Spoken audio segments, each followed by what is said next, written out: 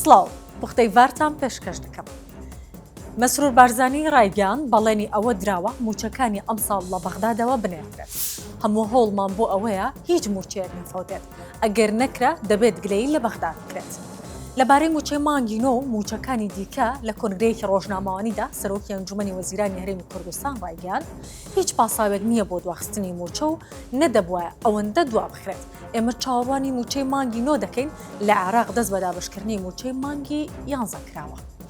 لە باخچەی ئاژەڵانی شاری هەولێر پڵنگێک پەلاماری دەستی منداڵی دەدات و برینداری دەکات. نەخۆشخانەی ڕزگاری هەولێرش دەڵێت چارەسەری تاویان بۆ منداڵەکە کردووە. لە بڵاوکراوەیەکیشدا نەخۆشخانەی ڕزگاری فێرکاری ڕایگەیاندووە منداڵەکە تەمەنی 9 ساڵە.